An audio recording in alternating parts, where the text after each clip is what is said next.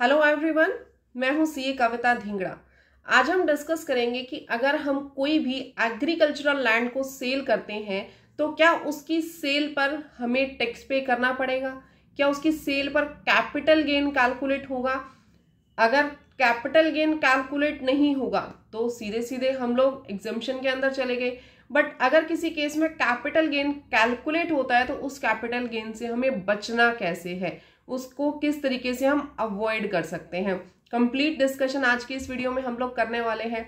देखिए, सबसे पहले तो आप ये जान लीजिए कि एग्रीकल्चरल लैंड जो है वो दो तरीके की होती है। सबसे पहले कौन सी होती है? Rural agricultural land. दूसरी हमारे पास कौन सी होती है? Urban agricultural land, right. अब जो रूरल एग्रीकल्चरल लैंड है उसके लिए क्या क्या कंडीशंस पूरी होनी जरूरी है, उसके लिए मैंने एक सेपरेट वीडियो बनाई है। आई बटन पे भी उसका लिंक दे दिया मैंने और वीडियो के एंड में भी आपको उसका लिंक मिल जाएगा। क्लियर? तो जो रूरल एग्रीकल्चरल लैंड है, अगर आपने ये रूरल एग्रीकल्चरल लैंड सेल की तो इस केस में आपके ऊपर कोई भी कैपिटल गेन नहीं लगेगा। रूरल एग्रीकल्चरल लैंड के केस में हमेशा कैपिटल गेन नहीं लगता। रीजन, क्योंकि अगर हम सेक्शन 2 सबसेक्शन 14 को देखेंगे, सेक्शन 2 सबसेक्शन 14 क्या बोलता है कि rural agricultural land capital asset ही नहीं है। ठीक है, सेक्शन 2 सबसेक्शन 14 बोलता है कि rural agricultural land capital asset ही नहीं है। तो जब वो कैपिटल एसेट ही नहीं है तो उसकी सेल पर कभी भी कैपिटल गेन नहीं आएगा, चाहे आपने रूरल एग्रीकल्चरल लैंड को सेल किया हो या फिर कंपल्सरी एक्विजिशन हुई हो रूरल एग्रीकल्चरल लैंड की। Clear everyone? Now we will discuss about the urban agricultural land. Clear? Urban agricultural land की कोई भी डेफिनेशन वैसे तो हमारे इनकम टैक्स के अंदर नहीं दी गई है, बट रूरल एग्रीकल्चरल लैंड की डेफिनेशन दी गई है। मैंने जो वीडियो प्रिपेयर की है वो भी किस पर की है?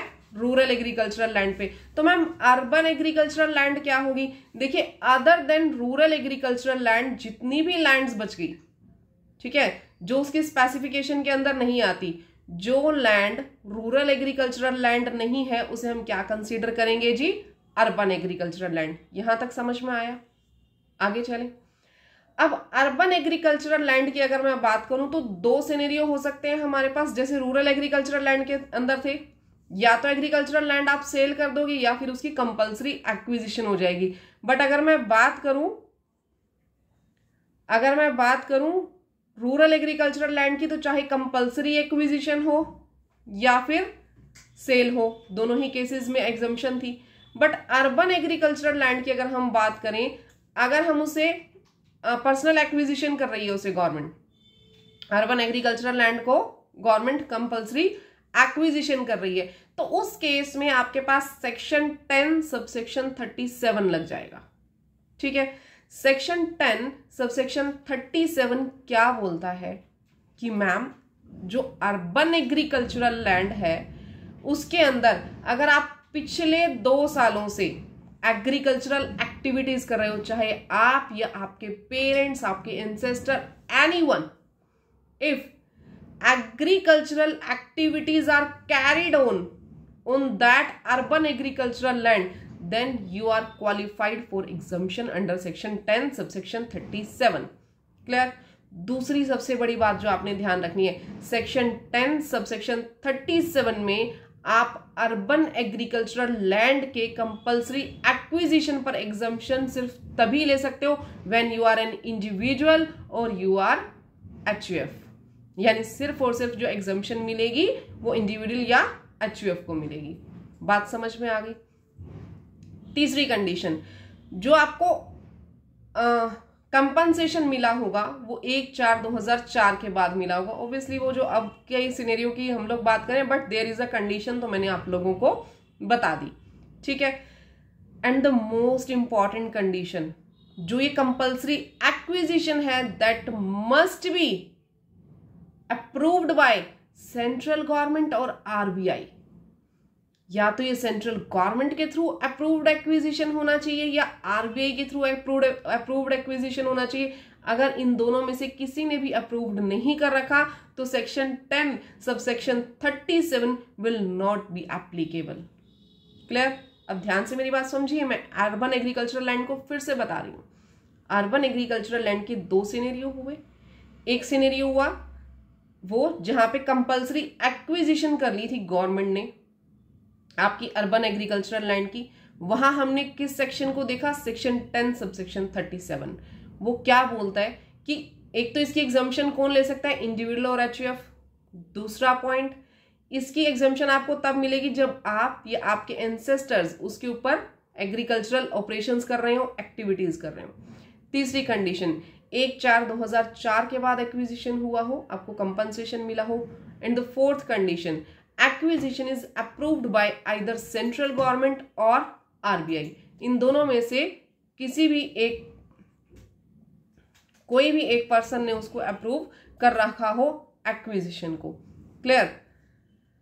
नाउ इसमें अगर आपको एनहेंस्ड कंपनसेशन मिल गया तो ये जो कंपनसेशन आपको रिसीव हुआ, इसी कंपनसेशन के अंदर अगर आपको बाद में एनहेंस्ड कंपनसेशन मिला तो क्या वो भी एग्जम्पशन लिमिट के अंदर आएगा? अगर सेक्शन 10 सबसेक्शन 37 की कंडीशंस पूरी हो रही हैं तो वो भी इसके अंदर इंक्लूड कर दिया जाएगा।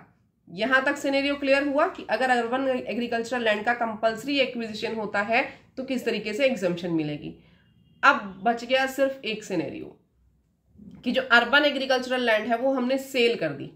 अर्बन एग्रीकल्चरल लैंड को मैंने क्या कर दिया, सेल कर दिया।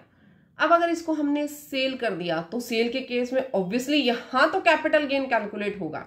हमने देखा रूरल के केस में होता ही नहीं है कैपिटल गेन, अर्बन के केस में, कंपल्सरी एक्विजिशन के केस में सेक्शन 10 सबसेक्शन 37 हमने पकड़ लिया।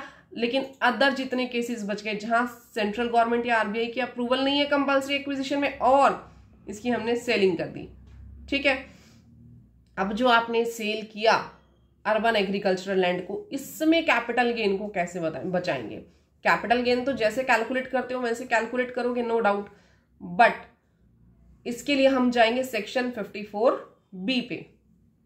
क्लियर? सेक्शन 54B क्या बताता है कि अगर अर्बन एग्रीकल्चरल लैंड सेल कर दी या कंपल्सरी एक्विजिशन हो गई तो कैपिटल गेन कैसे बचाना है। अब मैम आपने कभी तो बताया ना कंपल्सरी एक्विजिशन के केस में सेक्शन 1037 पे चले जाओ, बट अगर सेंट्रल गवर्नमेंट आरबीआई की अप्रूवल होगी उस एक्विजिशन को तभी तो जाओगे, अदरवाइज तो नहीं जा सकते। ठीक है, अदर जो केसेस बच गए वो सेक्शन 54B पे आप लोग आएंगे। यहां पे भी सबसे पहले कंडीशन आपको 2 साल वाली प्रूव करनी कि 2 साल के लिए उस लैंड को आपने यूज किया हो एग्रीकल्चरल ऑपरेशंस के लिए, चाहे आप यूज करेंगे चाहे आपके एंसेस्टर्स ने उसको यूज किया हो। क्लियर? अब सबसे बड़ी बात, जो एसेट है मैम उस पर लॉन्ग टर्म कैपिटल गेन हो या शॉर्ट टर्म कैपिटल गेन हो, किसकी एग्जम्पशन मिलेगी? देखिए, शॉर्ट टर्म कैपिटल गेन की भी एग्जम्पशन मिलेगी 54B में और लॉन्ग टर्म की भी आपको एग्जम्पशन मिल जाएगी। परचेज क्या करना है, कितने टाइम पीरियड के अंदर परचेज करना है? देखिए, सबसे पहली बात, जितना कैपिटल गेन हुआ उतना पैसा इन्वेस्ट करना है, जितना कैपिटल गेन हुआ उतना पैसा इन्वेस्ट करना है और 2 साल के अंदर करना है।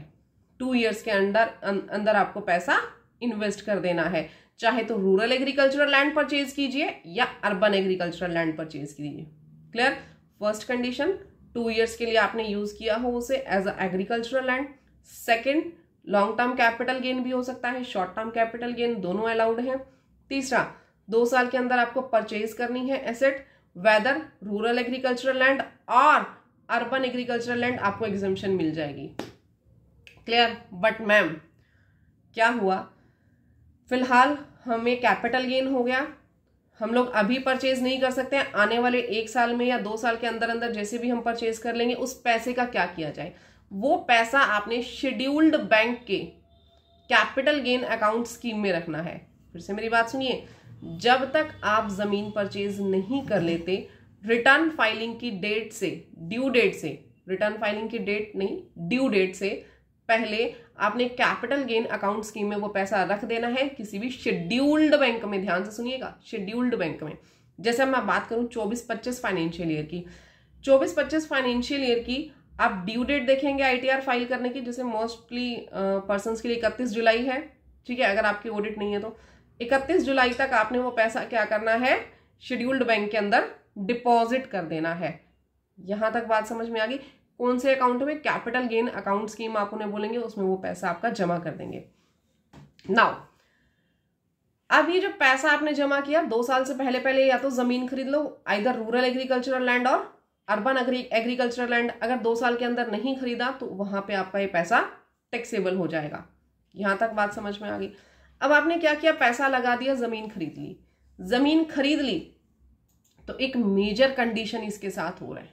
कंडीशन क्या है, आप उस लैंड को 3 साल तक के लिए सेल नहीं कर सकते। वो जो लैंड आपने खरीदी है उसके ऊपर 3 साल का लॉक इन पीरियड है। 3 साल से पहले आप उस लैंड को नहीं सेल करेंगे। क्लियर? यहां तक सारी कंडीशन समझ में आ गई।